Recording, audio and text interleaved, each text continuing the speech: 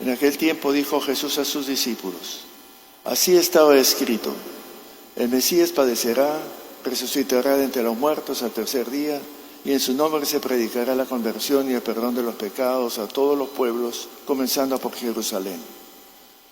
Yo los enviaré a ustedes y lo que mi Padre les ha prometido. Permanezcan en la ciudad hasta que sean revestidos con la fuerza que viene de lo alto. Después los llevó Jesús hacia Betania y elevando sus manos los bendijo. Y mientras los bendecía se separó de ellos. Ellos se postraron ante él y volvieron a Jerusalén con gran alegría. Y estaban siempre en el templo bendiciendo al Señor. Es palabra del Señor.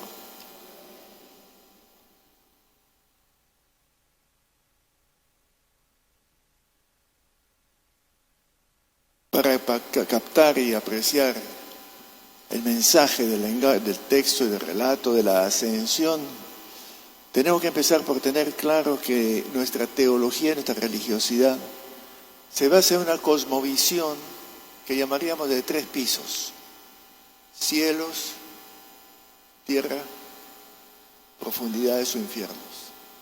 Se acabó. No hay galaxias, no hay astros, otros que los que podemos ver con el ojo. ¿Dónde está Dios? En el cielo. ¿Cuál cielo? No sé. ¿Cuál es el límite? No sé. Seguimos pensando en nuestra religiosidad está tan marcado. Hay que pedir a Dios que está en el cielo, que no me voy a ir al infierno, y apuntamos siempre abajo. Nos invita a tener esto presente. Había un feligres que me repetía cada fin de semana, me decía: padre, ¿por qué en el credo decimos que descendió a los infiernos? Aprovecho para aclarar. Primero, porque hay una mala traducción. Porque descende del infierno quiere decir descendió a las profundidades, no al infierno como pensamos nosotros. Y segundo, se nos quedó esa misma idea precisamente que descendió y en algún sitio tiene que estar. No hay sitio donde esté. Lo que quiere decir en el credo es descendió a las profundidades, que es donde están los muertos, para subrayar que murió de verdad, no catalepsia, y que después se volvió a levantar. Murió de verdad. Descendió hasta donde en las profundidades donde van los que mueren, punto y aparte. Por eso, para entender la ascensión, está en el trasfondo esta idea mitológica de la que son herederos nuestros primeros cristianos y también nosotros, porque seguimos con la mismísima visión mitológica que hemos heredado de la antigüedad. En fin, dicho eso, que no es trascendental, también hay que tener presente que cuando hablamos de la ascensión hay una serie de otros relatos de otros personajes. Moisés, Elías, eso del Antiguo Testamento, la asunción de María, también de Julio César, Augusto, inclusive Mahoma, y te sabe yo cuánto más, no tengo una lista completa, que la tradición asigna que cuando terminó su vida ascendieron al Olimpo, al lugar donde están las divinidades, que es una manera pictórica de decir, ya no pertenece a este mundo del espacio y del tiempo, sino que trascendió las limitaciones de la materialidad, del tiempo, del espacio, y por tanto la pregunta, como el niñito dice: mamá, ¿dónde se fue mi abuelita que acaba de fallecer? Está en los cielos. No, ya eso no funciona, ya pues no está en los cielos. ¿Dónde está Dios? En todas partes. No hay lugares fijos. Y eso se nos hace un poco difícil, porque decir que está en todas partes, si no está en una sola parte, pues no calza con nuestros conceptos del espacio y del tiempo. Y queremos saber dónde y cuándo se encuentra este personaje. La ascensión. ¿Qué es lo que quiere decirse con eso? Teniendo en cuenta además que solamente San Lucas es el que relata una ascensión. No está en Marcos, no está en el Evangelio de Mateo, no está en el Evangelio de Juan, solamente Lucas.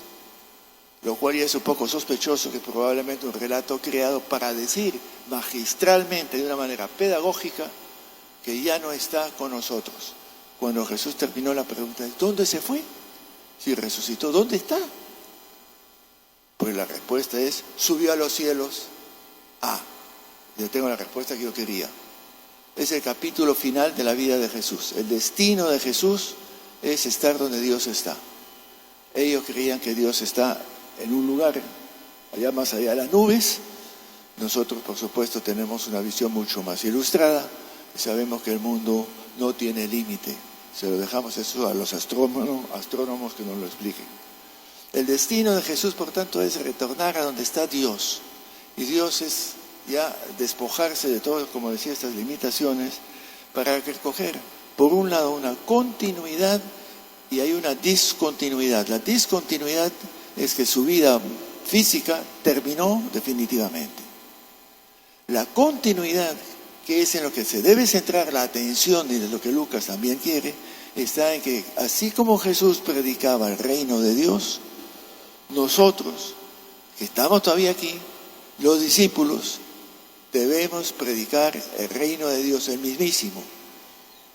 Y ya no lo hace Jesús, nos lo encomienda a nosotros. Por eso en el relato de la ascensión le dice: quédense ustedes en Jerusalén, recibirán el Espíritu Santo y anuncien a todos el reino de Dios. En el relato mismísimo dice: Jesús, después de la resurrección, estuvo 40 días hablándoles del reino de Dios. No de Él, sino del reino de Dios. ¿Por qué pone eso? 40 días hablando del reino de Dios. ¿Qué les dijo concretamente? No me dice. Pero obviamente, ¿cuál era la predicación de Jesús? El reino de Dios está al alcance. Entonces, tomamos la posta de Jesús, deberíamos, anunciando que el reinado de Dios está al alcance.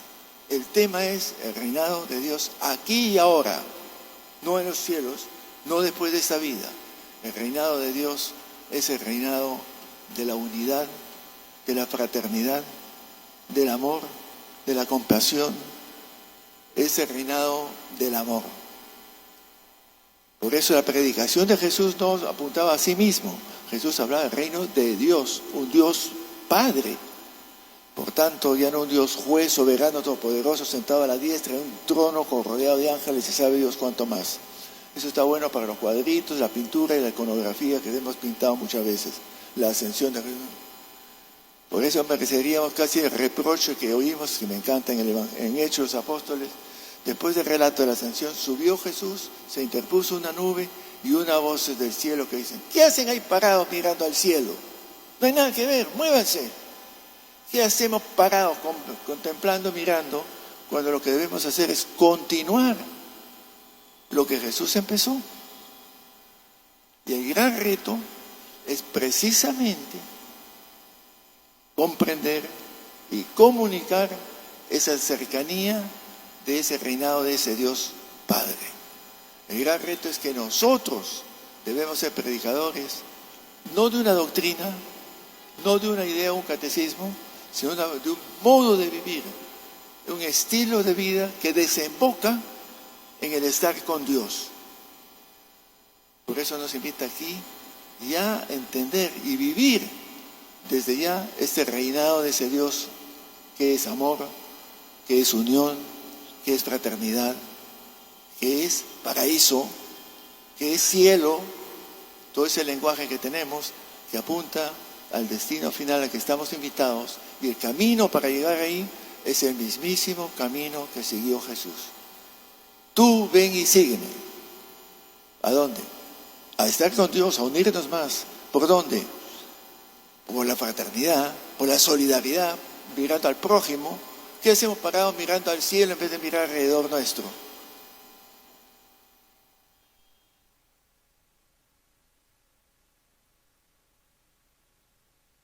Nos invita a pensar, si es que tomamos la posta, ese reto de comprender y vivir ese reinado de ese Dios paternal, Padre nuestro.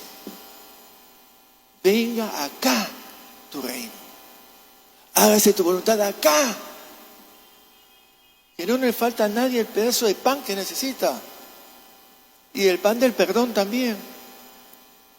Y que no nos deje caer en la tentación de borrar con la mano izquierda lo que escribimos con la derecha.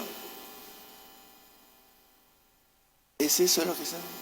La ascensión significa fin de un modo de presencia de Jesús para tomar otro modo de presencia de Jesús que debería ser entre nosotros, o como dice en el Evangelio de Mateo, donde 2 o 3 están reunidos en mi nombre, ahí estoy yo. Reunidos en mi nombre, no jugando cartas. Ahí estamos. Es el reto para nosotros cristianos, entendiendo esto de asumir esa misión que Jesús había asumido y que nos encomienda a nosotros.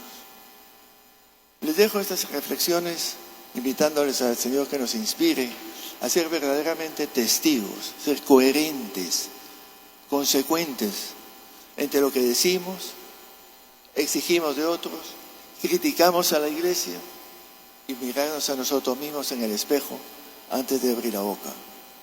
Que nos ayude a ser coherentes y consecuentes, testigos de la fraternidad, de la solidaridad, de la cercanía, del amor.